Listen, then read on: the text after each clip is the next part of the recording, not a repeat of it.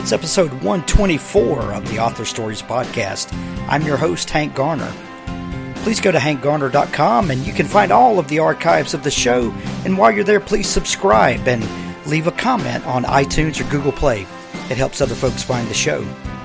I want to tell you about some sponsors this week, and especially a new one that's just joining us this week. My friends over at the Self-Publishing Roundtable podcast have put together a special promo, and you can find it at selfpublishingroundtable.com/promo. There's also a link in the show notes. But what it is from September 28th to the 30th, a bunch of authors have gotten together and are offering a batch of free books for your reading pleasure. So are you looking for your next ebook boyfriend? How about over 100 for you to choose from?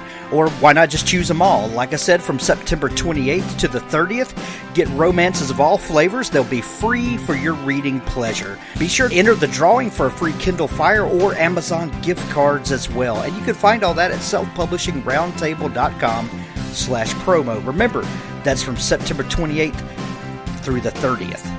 Swan's Night Sun by John C. Wright. John C. Wright is one of the living grandmasters of science fiction, and he won the 2016 Dragon Award for Best Science Fiction Novel at DragonCon.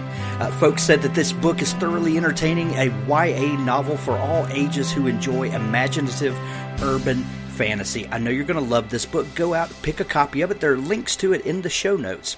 Also, Jaji Lamplighter brings us the unexpected enlightenment of Rachel Griffin. This story is about a magical girl detective. It's YA at its best. Think Fringe meets Narnia at Hogwarts. It's like Harry Potter, but better.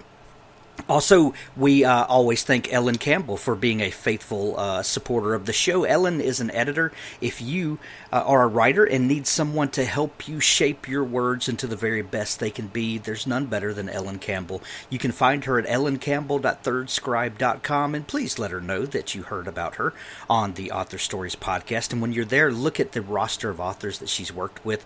All of the authors on this show that you're listening to today have been edited by the one and only Ellen Campbell. That's ellencampbell.thirdscribe.com. And then Dave Freer brings us two books this week that he would like to bring to your attention. Tom is a lighthearted and gently satirical fantasy that tells the story of a cat that is turned into a human. It takes all the typical fantasy tropes and turns it on its head. You're going to love this book. It's hilarious. It's lighthearted, and it's really great, entertaining reading.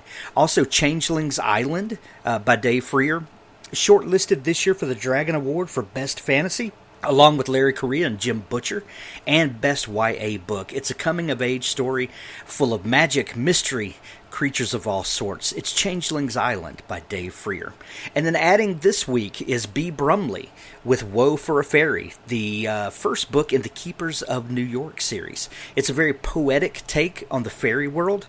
Think City of Angels meets League of Extraordinary Gentlemen, and it's a clean read full of great fantasy, but also free of graphic language and explicit sex. If you're looking for an urban fantasy tale, but you don't want all the stuff that comes with it sometimes, check out Woe for a Fairy, The Keepers of New York, Book 1. It's on sale right now for 99 cents through the end of September, so go pick it up. There's a link to all of these books in the show notes. And please let our sponsors know that you thank them and appreciate them supporting the show. Well, thanks for joining me again for another episode of the Author Stories Podcast Writers Workshop. I'm pretty excited today to have a couple of writers that I sort of enjoy their work. No, just kidding. Daniel Smith, who is a dear friend of mine and a co-worker, co-writer in many different projects, and I'm really happy to be his friend and to be involved with so much stuff that we do together.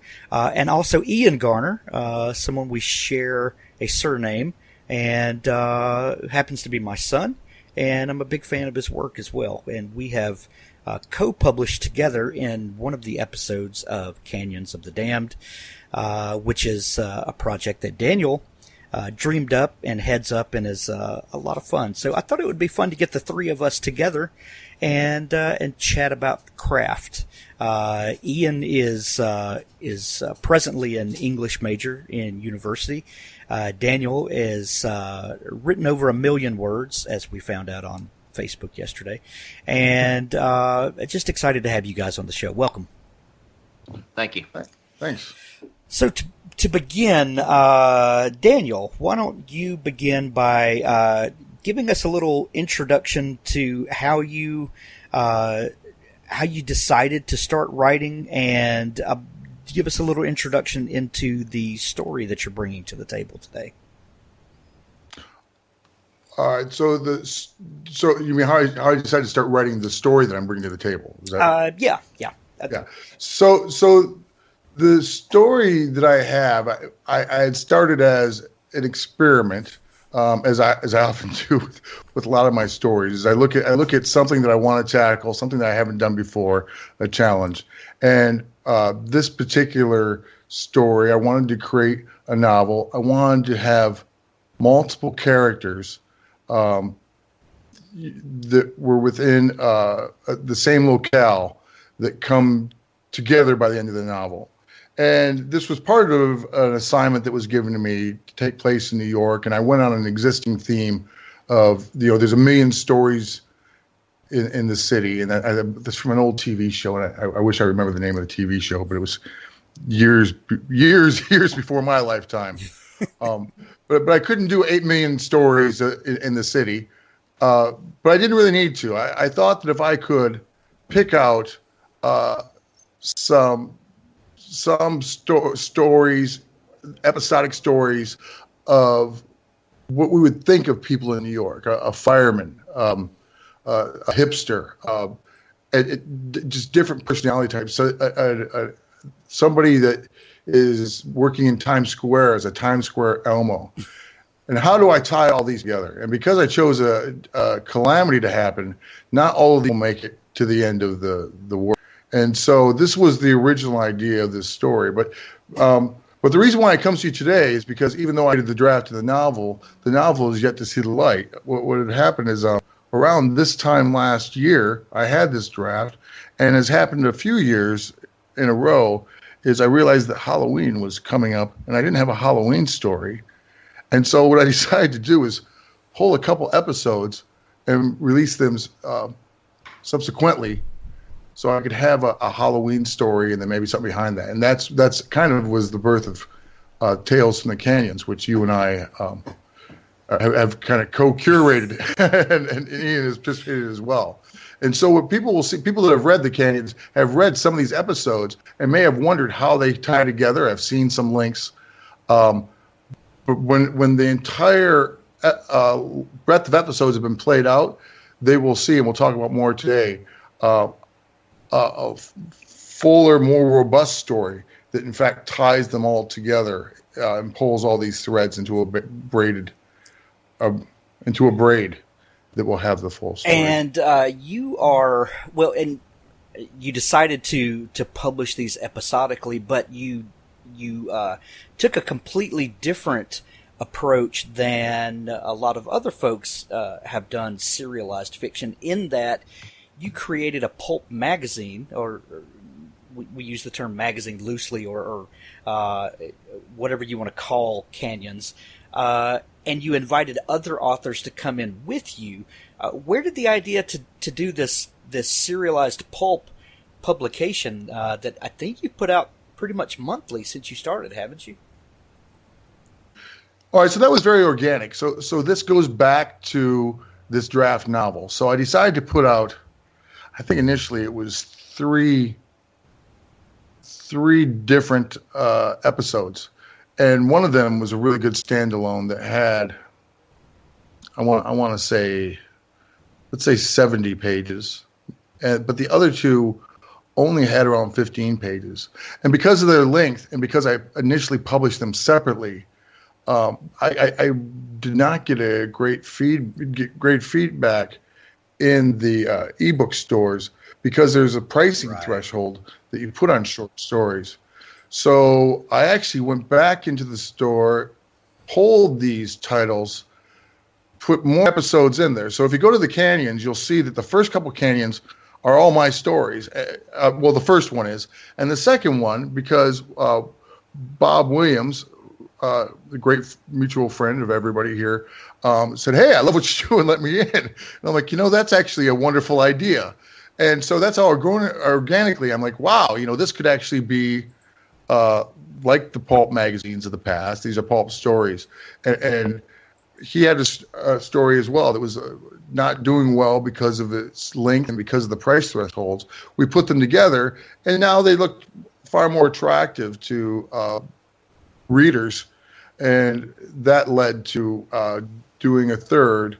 And once there were 3 out there, there was a lapse, I think, of a month because I hadn't really put a call for submission. This was just something we had created, and Bob, being a friend, had said, I'd love to have a story in there. But then other authors came to me and said, "Hey, this is exciting. This is great. Can I play in the sandbox?" And so then it took me a little while to put some stories together and go through the proper editing process. But we've been putting them out. At first, we kind of tried to catch up. We kind of flooded a little bit there in the first month. But then we've been putting them out monthly since then. And now we actually have a schedule.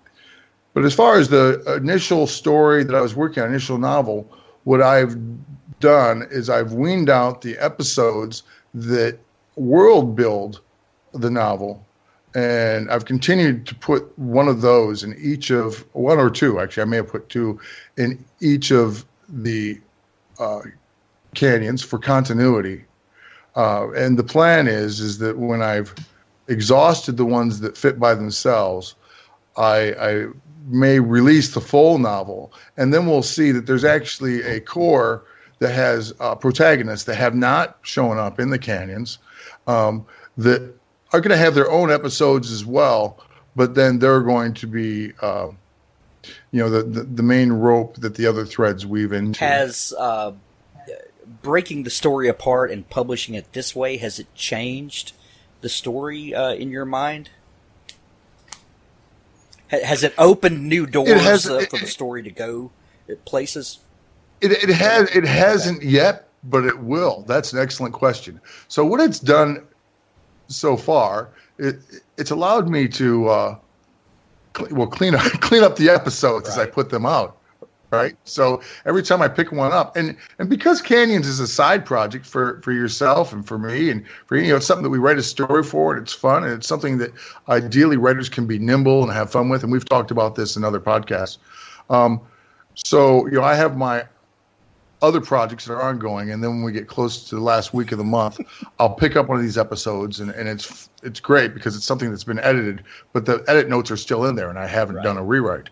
So I'll go back and say, okay, maybe I have to take something out because it points too much back to the core of the story, and it won't make a whole lot of sense in the vein that I've been putting in the Canyons. And so then I have to put it in a note, put that as a side copy, but then also I'm cleaning up the writing overall. So when I get done with all these, I'm actually have collated a new master copy, if you will, and then there will be a block of time when I go through that. And I believe, and it has not affected me yet, but I believe that it will cause a change in the climax in the end. Because and the reason why it's done that is right now I'm putting the episodes out for the most part linearly. But the way that they're crafted in the novel, and particularly what my experiment is rather than the classic 3-act structure, is I have more acts for time. So you have these bumps, these series of episodes to show before the event, the series of episodes at the event, a series of episodes right after the event. So each of the acts is broken up into these series of parts because we're following several people at once. And of course, people are being weaned as we go through. But because I'm doing it linearly in the Canyons, it can't work that way, right? And I like that idea of different viewpoints in the narrative. I think that makes it very interesting. I'm gonna, and I think you'll get a different reading experience following it in Canyons, and then when you read the full novel, seeing how you weave those different viewpoints together. That's gonna be a lot of fun to watch, just from a publishing perspective, and to see how it's received by people. So bravo for taking that on. Well, we've seen Stephen King do it often. He's probably the master, the maestro of throwing, a whole town into the beginning of a novel, and then of course weaning them out in these episodic formats.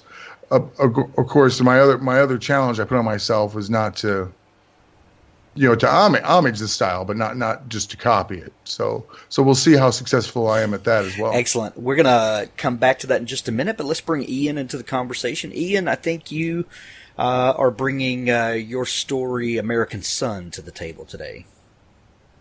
Yes. All right. Yes, so tell us where the idea for that story came from, and give us a little insight into how it came together. I think it probably came to be because I watched the Jason Bourne movies at a young age. Because I'm a horrible parent. No. But I remember the fight scene. I think it was the first movie where he has a ballpoint pen and he's fighting the assassin. And I just thought that was just the coolest thing ever. So I said, what if I built a short story around that concept? So I'm mowing grass one day in the backyard, and I'm just trying to figure out how I'm going to make this story come together. I didn't know what to do. So I go to school the next day, and I'm in trig class.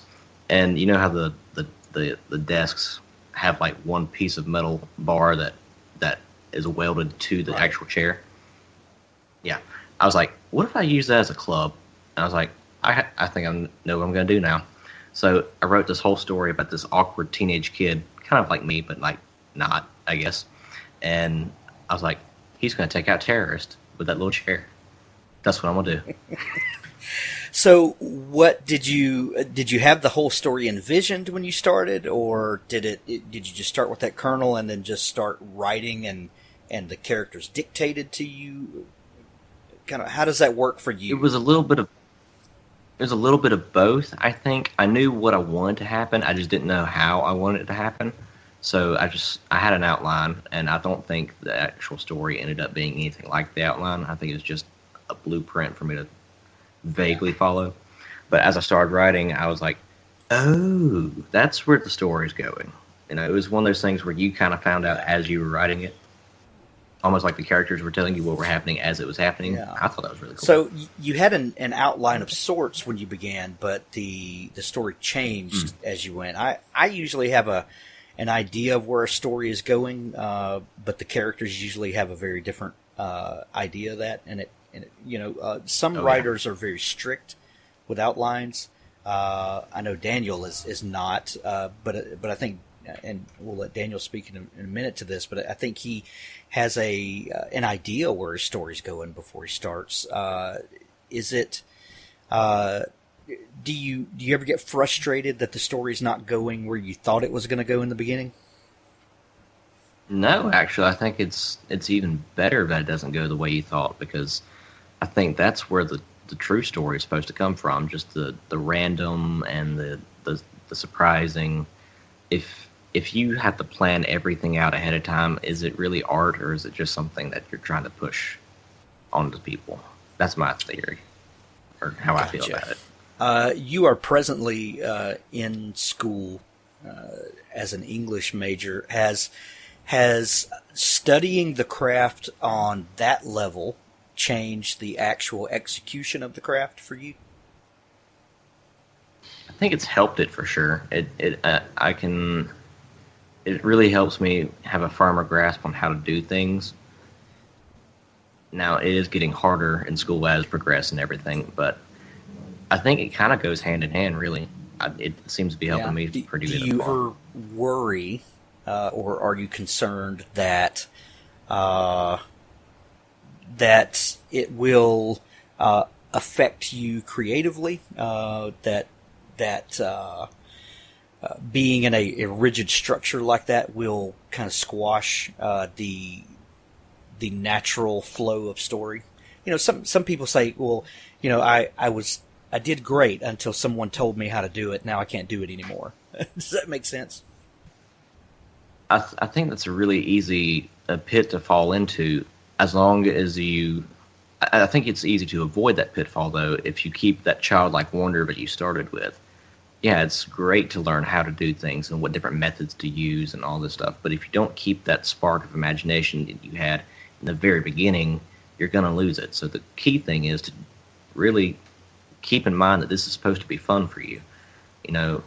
It's great to learn how to do things in a different way or how another person would do it. But at the end of the day, you have to do what's best for you, and you have to do what's fun for you, and you just have to keep doing what you did in the beginning. Just have fun with it. Gotcha. So it's more about acquiring a new set of tools, and then knowing how to properly choose the tool, and allow the tools to assist you, not to become the thing. Yeah, absolutely. Yeah, let them help you, not make a mold for you. Because if you know a carpenter, when you go to their wood shop, they show you the table they built, the chair they built. They show you the product of their work. They don't go brag about their toolbox and show you all of the tools. Exactly. It's about the thing that comes out of it, not the tools you acquire along the way. Absolutely. Gotcha. So American Son came together. You published it. You got a lot of great feedback on it. Was that a one and done story? Do you envision anything else for those characters? I actually imagine a trilogy coming out of it if I ever had time to write it. That's the problem. With 4 literature classes, you always have something to write, and you don't really have much time for writing for pleasure. So as soon as I do get a free period, I know exactly what I'm doing now. Let's bring Daniel back. Daniel, what is the importance? Or let me rephrase this. How do you think writing serialized fiction affects the craft of story? And I'll that's a nebulous question. Let me give you a little specific here. When I know that the history of serialized fiction goes way back, and there are numerous authors that were able to get large works out by publishing it serially. And this is not a new concept, not at all. But there is a bit of a resurgence in it lately with KDP and the ability to break things up and publish them as you go. That's really become accessible for authors in a way that it hasn't been maybe in a while. When I first kind of started getting wind of what was going on and some things, honestly, my first reaction was this was kind of gimmicky. And, maybe it works, maybe not. But then I read Beacon 23 by Hugh Howey last year, and it completely blew me away that I was reading this as it came out and really enjoying it and seeing how he twisted the story as it went. And I was sold. Okay, this is a real thing. This is not just a gimmick.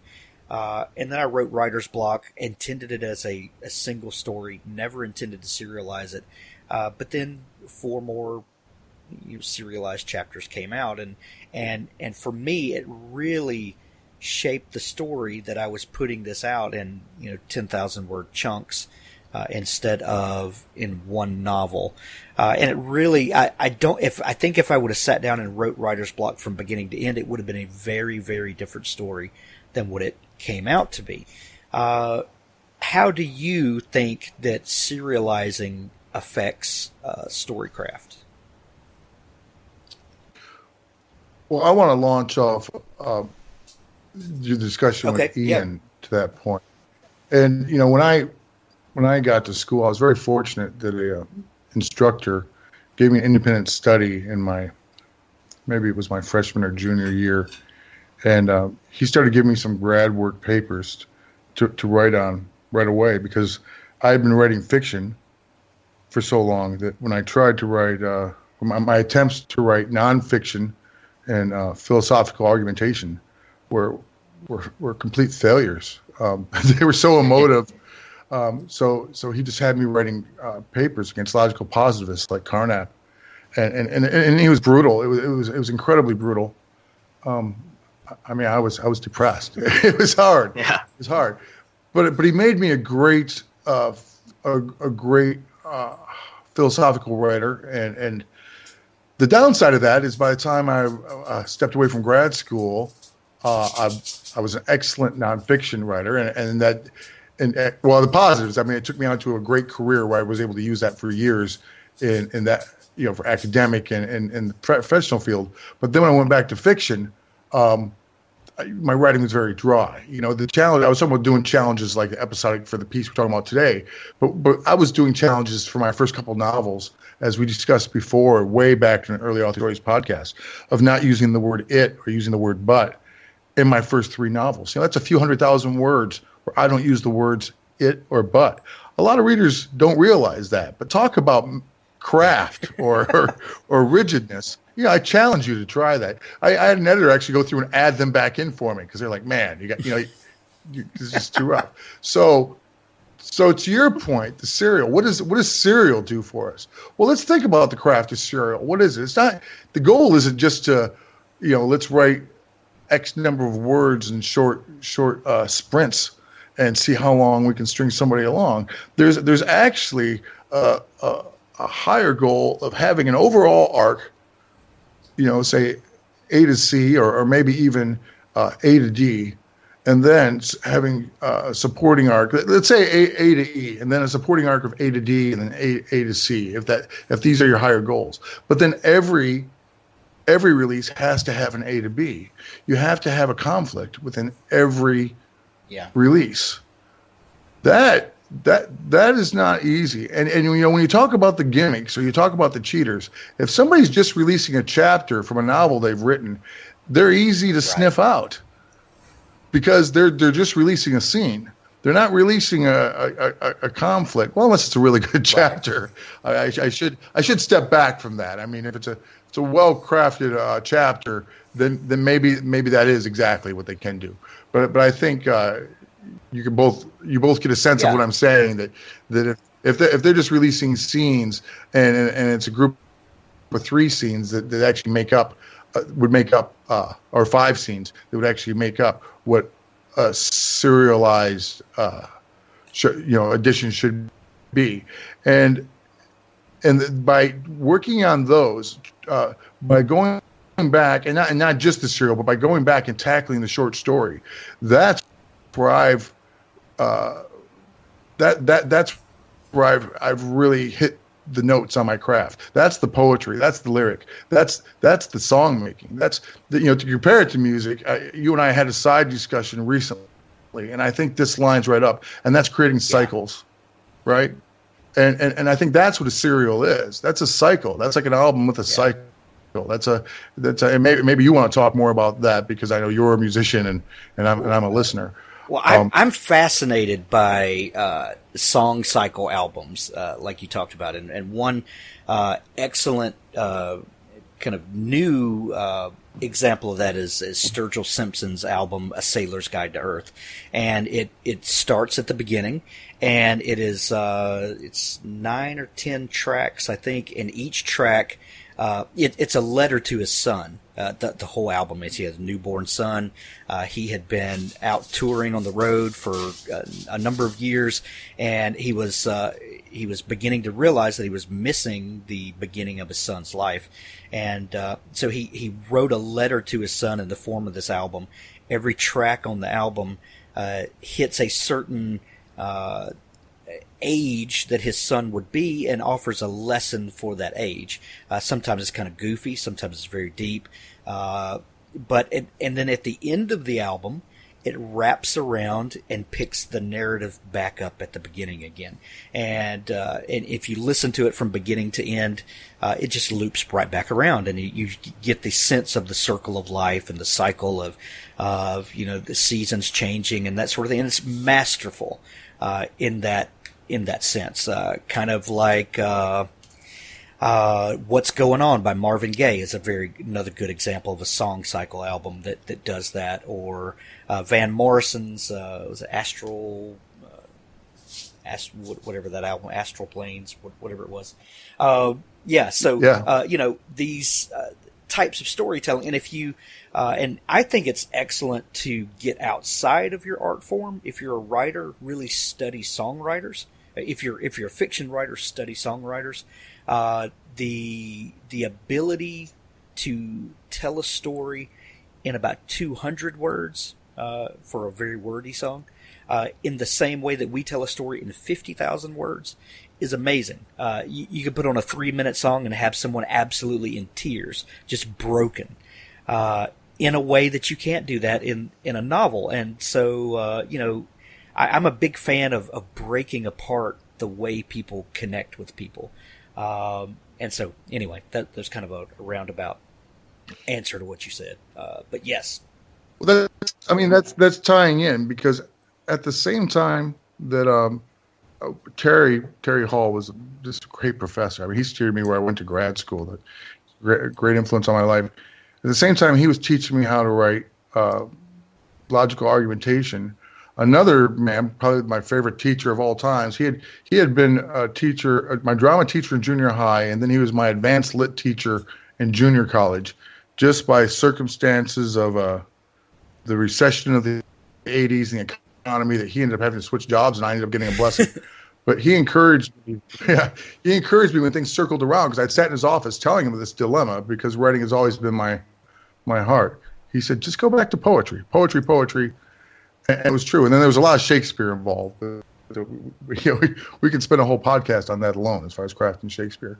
But the idea of world building in that short, quintessential, you have a quintessential amount of time for these serials or these short stories. Harry Chapin, you have, well, in his case, 8 minutes to tell a story on how short that is. But you have an entire world just coming out in a line. Here's one of the first lines from the Tales from the Canyon, one of the episodes. It says Axel wanted to get back to Brooklyn.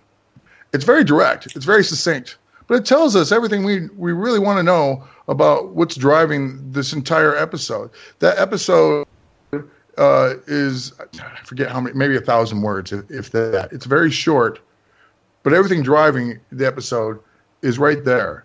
In the first paragraph, it goes through, so the last days have been too long. He'd stayed in the office in Midtown Manhattan last night. Liz and Beth had asked him to stay. They were too freaked out after the lights had gone out. This is a lot of information in just a couple of sentences. Your mind is seeing the lights had gone out in Manhattan. The lights don't go out in Manhattan. This is what you're learning to do when you write a serial. This is the craft. It's setting people up to paint the picture for themselves by feeding them limited but useful information. Well, it's craft. Craft is creativity within limits. We've discussed that before, and I can go over it again and again and again. I mean, a picture is painted within a frame. The story is within a binding. I mean, your life is within the limits. This is you have a beginning and you have an end, and the tighter the limits, the more story you have to tell. Right. Ian, we've all three published these strange stories in Canyons. You also, with American Sun, there's a great twist at the end. Talk a little bit about crafting a twist so that the reader thinks the story is going one way, but then having that payoff at the end that puts a smile on people's face because you were able to suck them into the story, but then give them something they weren't expecting. My advice is to watch every movie that Christopher Nolan's ever directed or had a hand in, and watch it twice. That's good advice, Ian. Thank you. Because I love Christopher Nolan. The Prestige is probably one of my all-time favorite movies.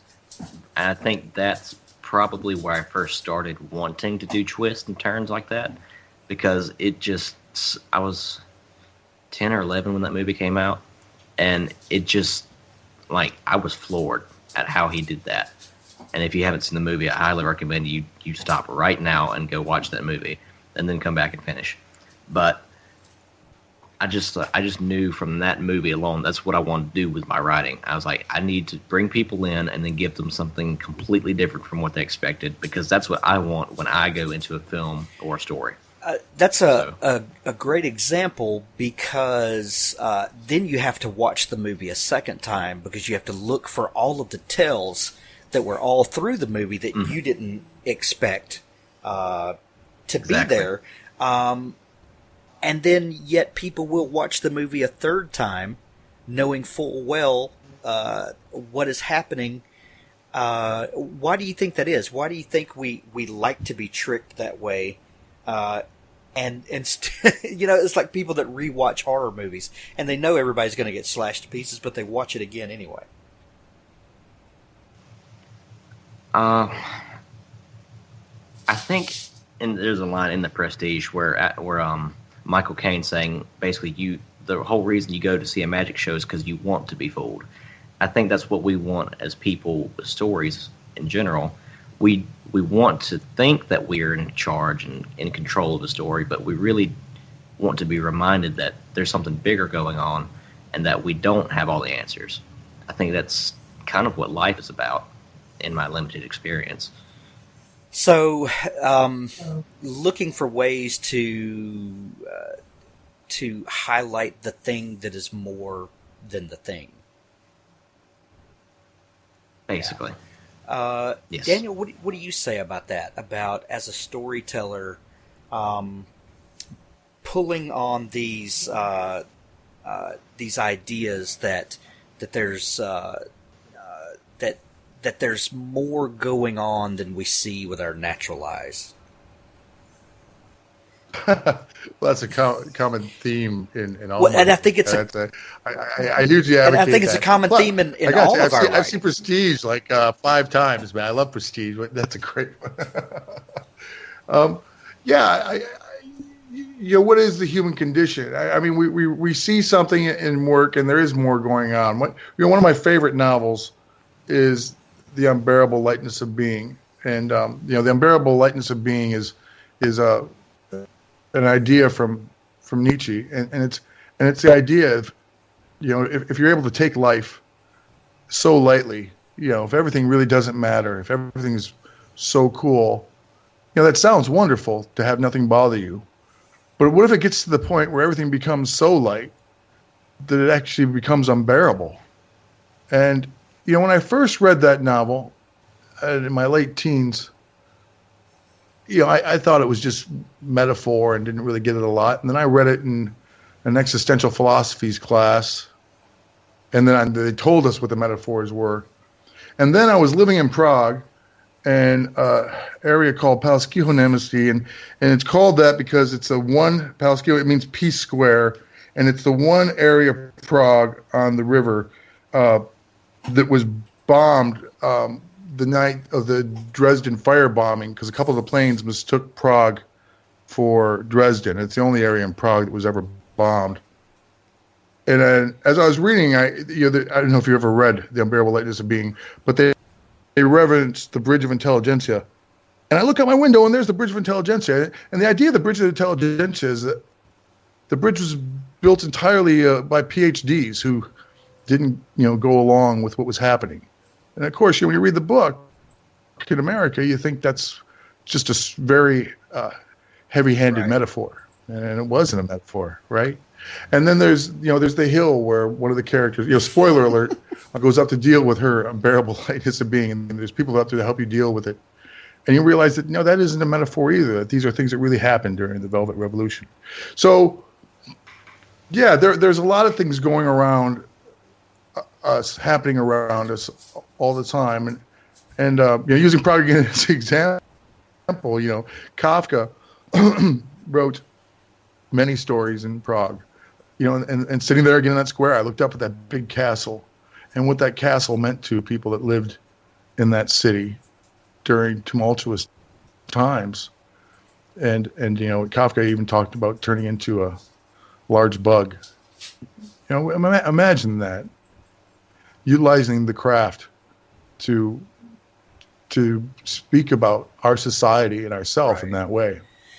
Absolutely, absolutely, and that speaks to the importance of story and how it transcends even the things that we imagine are or what we think they are. They're metaphor is so powerful, and even when it's not metaphor, the ability to craft a story around something that's real and absolute. I don't know. It's just a spoonful of sugar helps the medicine go down. Maybe is a way to look at it. What about? I'd like to hear from both of you on the use of supernatural elements, or maybe horror / scary elements to tell story. What do you think it is about us that wants to be shaken up a little bit, and maybe to look at stories through the eyes of maybe the not so better angels of our nature? Ian, you want to take that first about? All right.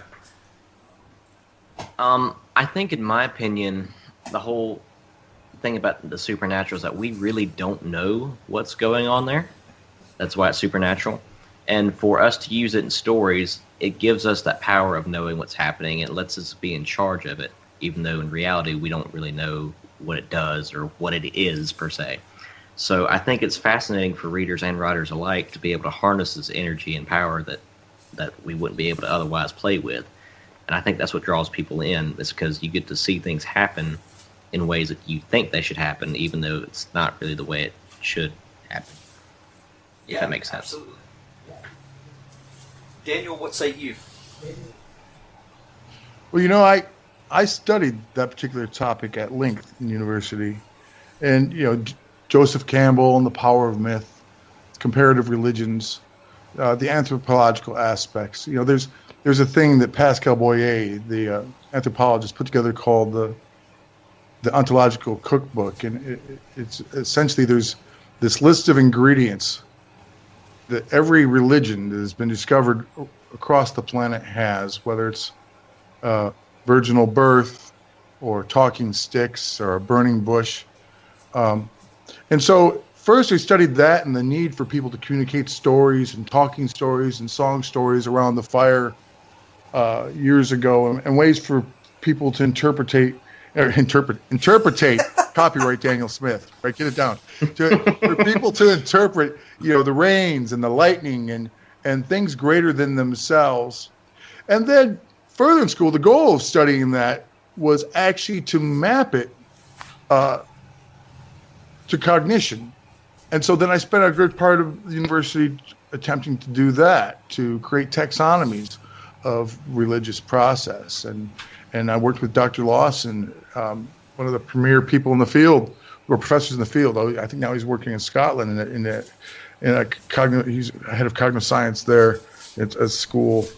You can Google him. I suggest anybody listening to this podcast do so. It's very, very informative. But we're looking at everything from the Zulus to Catholics to Baptists, and just everything from communion to different types of worship, creating taxonomies and storytelling. And I believe that there is something that we're hardwired for, that we need to hear the stories. That we need a messianic tale. We need a Neo. We need a Christ in our life. We need a Buddha. We need something, whether it's religious or supernatural but it goes beyond that. The thing that I look at myself is why do some of us, the three of us here, why do we have a need to tell the stories? That's something that I find even a bit more interesting, because it's kind of crazy that, to me, that you can look at, we're three men here. It's interesting to me that I have friends in my life, and I know you're in Southern Mississippi. I grew up in a rural community. I have friends who'll go out and chop wood and skin a bear and do all these crazy things. but they love to sing and dance and hear stories, which is just as macho, I guess you'd say, as anything else, right? And so they have a need, and telling stories is always been thought of as just as important.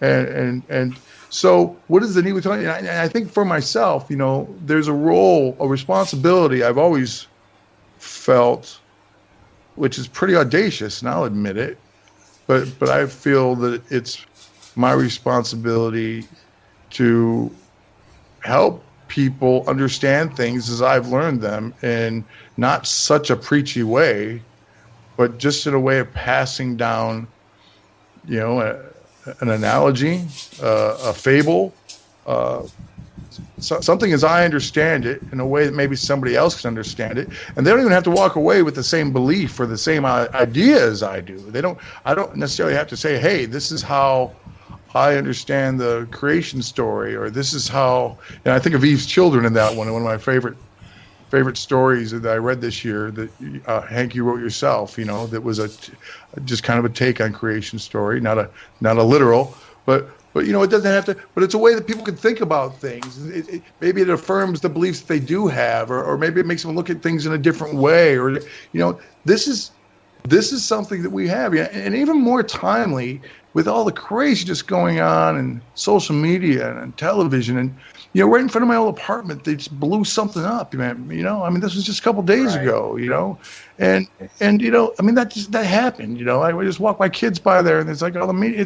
It's insane. And there's with this politician and that politician and this religion and that religion. And I really don't want to be the kind of person out there preaching, saying, hey, think of this person, that person. But what I can do is I can write a story. I story. I can say, hey, Jack and Jill went up the hill, and maybe they got along. Right. Read that. Let me turn.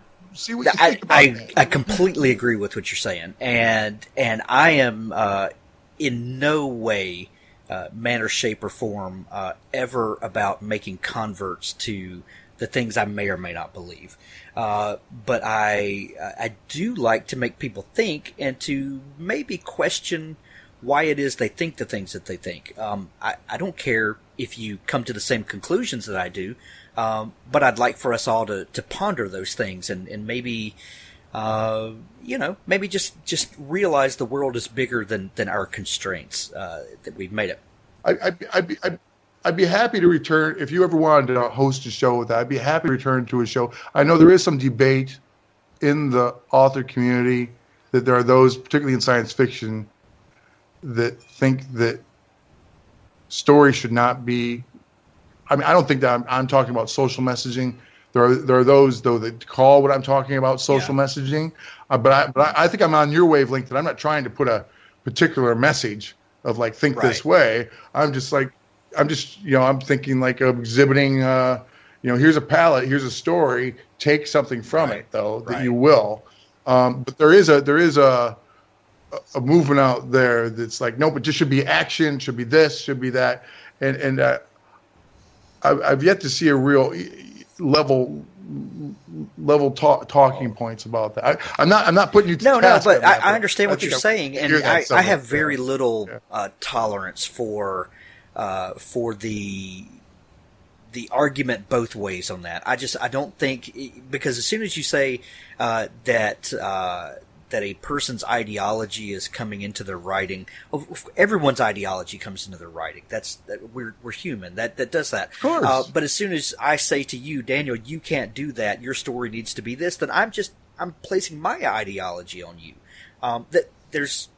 You can't negate one, and that whole thing just frustrates me. In fact, I would. Anytime I do read or hear people being preachy, if they're authors, I think, man, you're really wasting some good energy. You are. Put that in a story. Give that to a character, and then give another character another viewpoint. And, sit down and that's a great craft. Absolutely. Right there. Absolutely. And I, have your characters fight it out. I came from a very particular upbringing in a very particular place in a very particular time, so my natural tendencies might be to have characters that are familiar to me and comfortable to me.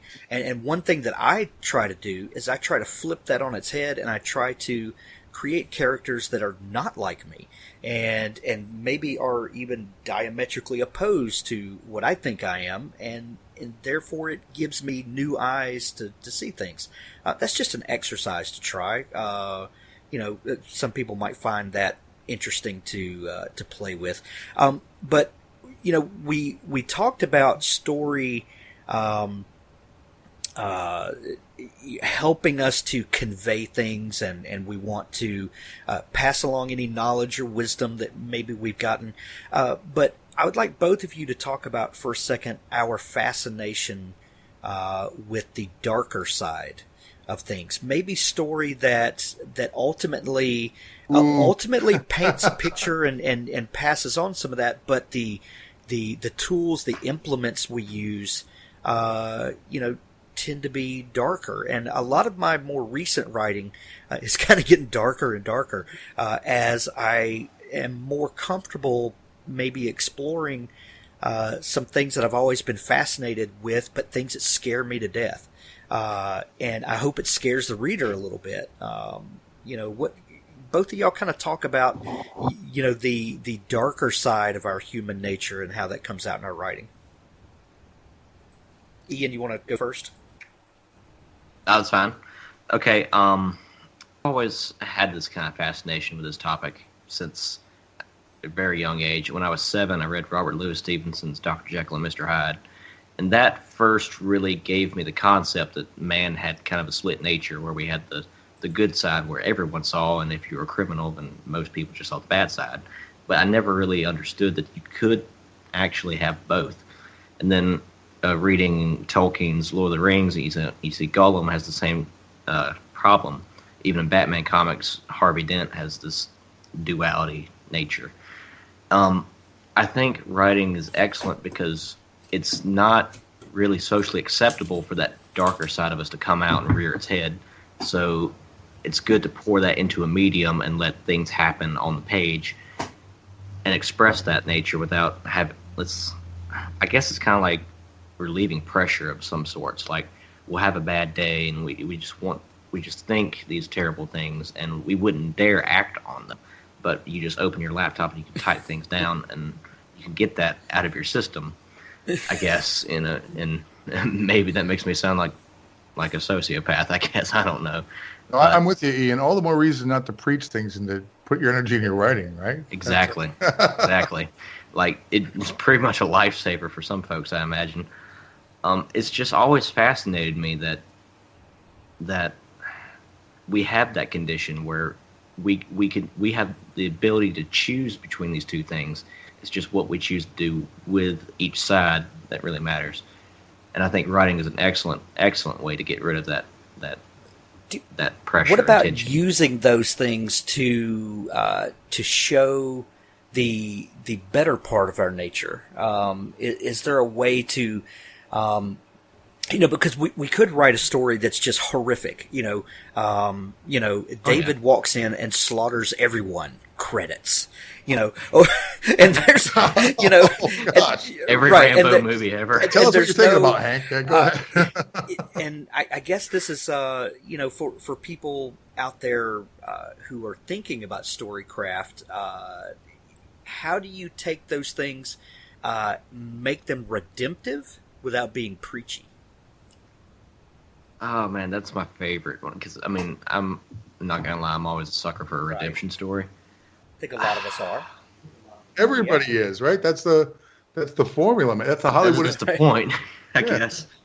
I think it's always fun to see when that happens, and I think it's personally difficult for me to write, maybe because youth, perhaps. I don't know. I really want to try to write something like that. I just really enjoy reading it at the moment. What about you, Daniel? First off, what do you think about the darker side of our nature coming out in our writing? And then if you'd like to speak about redemption without being cheesy. What is that an accusation? No, I'm saying that you do it well.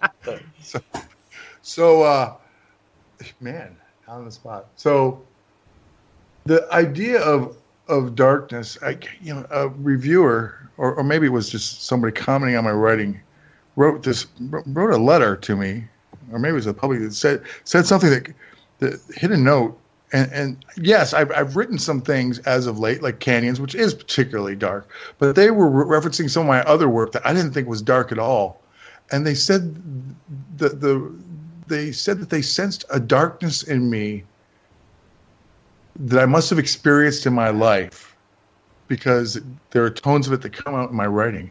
And I took it as a bit of a psychoanalysis. I'm like, wow. And you're like, honey, you have no idea. Yeah, you have no idea. But seriously, I'm like, wow, that's interesting. And I'm gonna have to go back and look and see what I'm letting slip through the cracks. But there is darkness. There is light. The interesting thing about yin and yang is that we're neither extremes. Our villains are sometimes, if we're writing a comic book story, something fun like the episodes, back to the piece that I brought today, those characters, for the most part, are two-dimensional.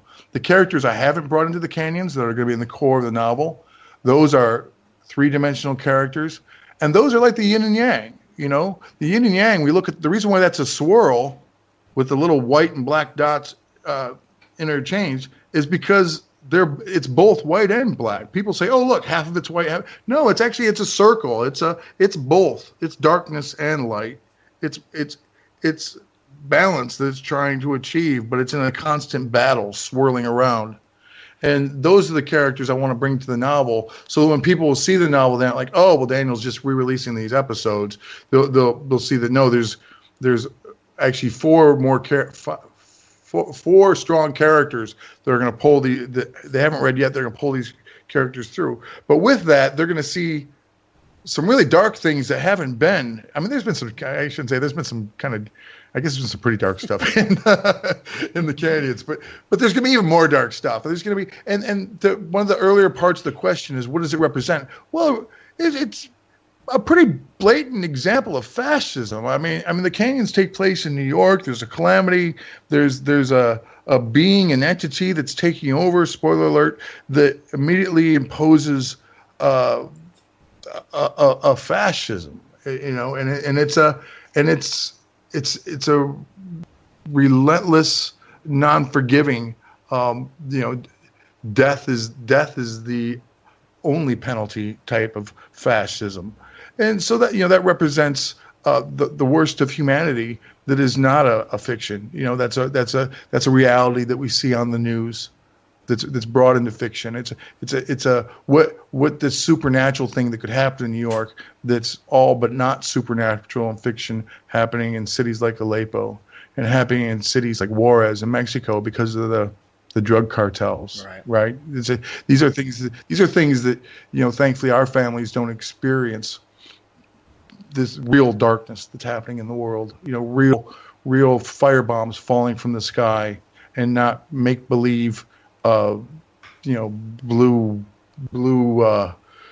demons, materializing from quantum interdimensional Cthulhu dimensions like Lovecraft, which are pretty horrific, but it's not the same thing. But it allows us to have empathy for things we don't experience. And that's yeah. I was going to say. I'm sorry. I jumped on it. But that's what it is. We see that horrific, and we're like, wow, if that were to happen, and I pick a locale like New York, and I tie back in what you said about writing in different characters. I try hard to. By the people that I've met in New York, every time I get in someone I see, that's why these characters are not myself again and again and again. I really make an attempt to get into these people's heads, so that way you're seeing like, hey, this happened to this person in New York. This is another person. This is that person. Maybe this person's nice. That person's not nice. And maybe this person is a hustler, or maybe this person, all these different types of people. But still, these things are happening to them beyond their control, right? And that's how the world. That's the darkness, right? Isn't the darkness beyond control? And the lightness seems to be in our control. And that's how we get to redemption, when we take control of that lightness, and then we use that lightness to overpower the darkness that's beyond our control. And that's redemption. But why do we need that redemption? I've learned. I'm going to go back. There's some books if you want to pay a lot of money for them because they're academic books that will tell you. Again, I'll go to Pascal Boyer that this is hardwired in our heads, man. This is something that's in our brain. This is if you do believe in evolution, and if you don't, you could say that God just made you this way, okay? Right. but if you believe in evolution, then you say that what's made us made us live instead of the Neanderthals or the other hominids that were before us, made us survive, is that there's a little bit of wiring that makes us believe in the Messiah, that makes us believe in the hero, that makes us believe that if you take a step over the precipice, even if you're a fool, even if you make that mistake, that you can fix it, that it'll be all right, that you're going to get the princess. Yeah. That even the worst thing can happen. The worst thing can happen, but you can rise from it in the most literal way. And we believe that. We have to believe that. Some of us have to believe it more than others, right? But we believe, we're wired to believe that. People wonder why how can people believe that? No matter what religion it is. I'm not going to pick on any particular one or favor a particular one, but I'm telling you, it's believed cognitively that there's a spot in your brain that's going to say we have to have that. And that's why when there's movies, whether it's Iron Man coming up from the rubble or Neo, I love Neo. Who doesn't love Neo, right? But he's a modern Messiah. Not to compare him, of course, to anyone's religion, but he's serving that role for us, right? In a science fiction way. And I think those are important. And those, I think the storyfication, to just make a new word there. Of taking these things that are so important to us and putting them in a fictional setting allows us to maybe not take our sacred cows so seriously. Maybe that's another part of it is allowing ourselves to kind of poke around on things that might be too sacred to do so. Just an observation.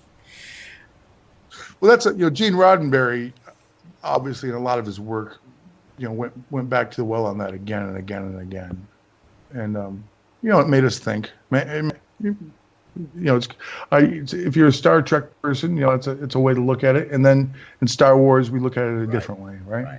And we're not saying one is better than the other. They're you can choose. We're not. Choose your religion for yourself. Star Wars or Star Trek. We don't care. All right, guys. So we're going on an hour for this episode. I like to first off thank you both for coming on the show, and thank you for all of the story contributions that you've made. I admire both of you for your writing and for your friendship. But I like to wrap up these shows with a writing prompt for the audience, and I've been getting some feedback that people are really enjoying that. If you could, first, I want you to give one piece of writing advice, and one piece or a writing prompt, something that an idea or a scenario or something that a person then can begin writing. So, Ian, first, a piece of writing advice and a writing prompt. Okay. First piece of advice, don't lose that spark. Don't lose that thing that makes you want to start writing in the first place. If you lose that, what are you doing it for? And for a writing prompt, do something with reincarnation and anxiety or something like that. Like tie those two together. Reincarnation and just anxiety. Have fun with that. I love that. Okay. All right, Daniel? I was going to use Ian's, man. No, keep writing. Just keep writing. I do think Ian did say that best. Don't lose a spark. Keep writing.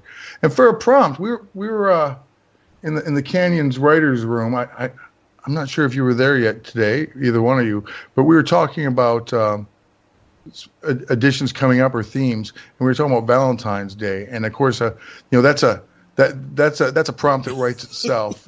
Is a romance of some type between two or more entities of some type that results in some Twilight Zone, some Outer Limits, some Night Gallery, some Tales from the Canyons. Wow. Kind of result, Cthulhu man. and Peppermint Patty in a Venetian gondola.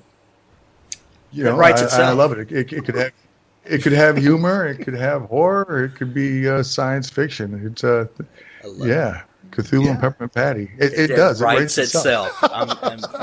And they pay us to do this. Imagine that. But I feel bad for Cthulhu on that one, man. I think she calls him Chuck. I'm not sure. Yeah, that's how I see it written. I have to say that's how I see it written. Guys, thank you so much for your time, and thank you for coming to the Writers Workshop. Thank you. Thanks, Hank. Thanks, you.